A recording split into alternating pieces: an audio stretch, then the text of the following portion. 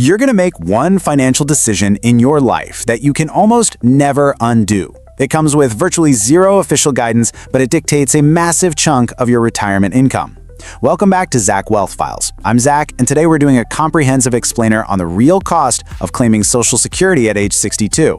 So let's just dive right in, because taking that money as soon as you're eligible, well, it feels like the safe, obvious choice, right? You want to grab that cash while you can. But as we're going to see today, that default decision might actually be the most expensive move you could make. And here is exactly why. $200,000. Believe it or not, the math between claiming early versus waiting just a few extra years can genuinely result in a six-figure difference over a typical retirement.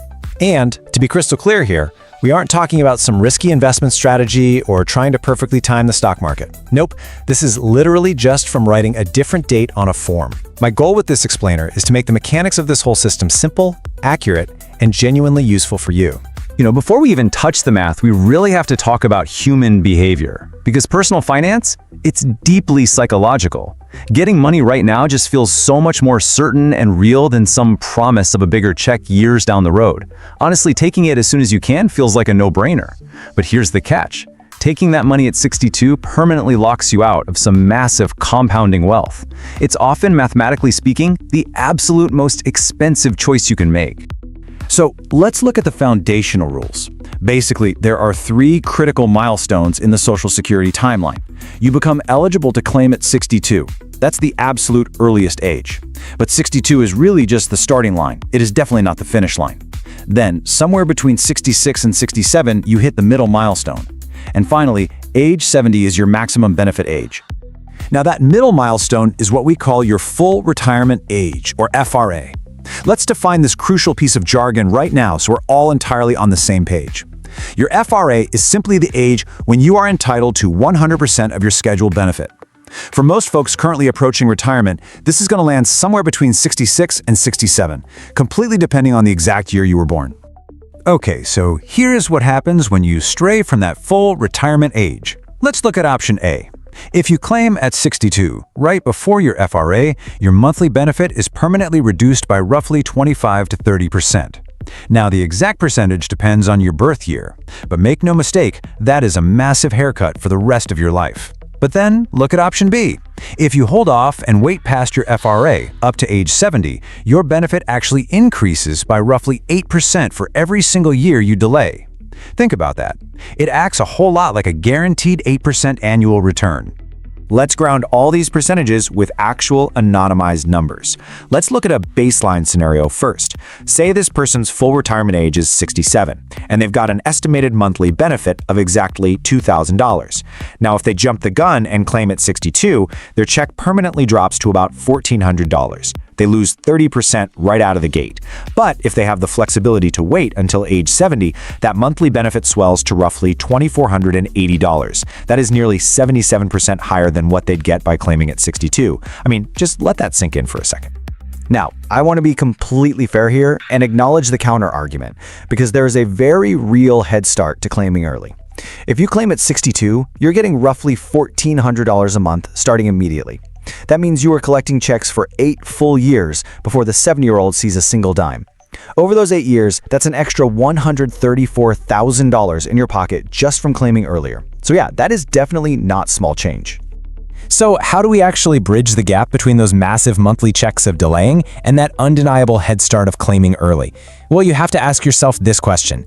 At what exact point does receiving an extra $1,000 a month surpass that 8-year head start? You literally have to plot the intersection of time and money for your own life. For typical scenarios, this break-even age usually lands somewhere in your late 70s to early 80s. And let me frame why this is absolutely critical. If you live past roughly age 80, waiting until 70 to claim ends up paying out way more in total lifetime benefits than claiming at 62 ever would have had. And if we look at typical life expectancy figures for folks currently in their 60s, living into your 80s is very common. It's really not unusual at all. But hey, remember, personal finance is personal. There are completely valid, legitimate reasons to take the money early, and we definitely need to look at them. Like, if you have a shorter life expectancy or serious health concerns, claiming early can genuinely be the better financial decision simply because you might not live to see that break-even age. Or if you've lost your job and have an immediate financial need, you have to survive today before you can optimize for tomorrow.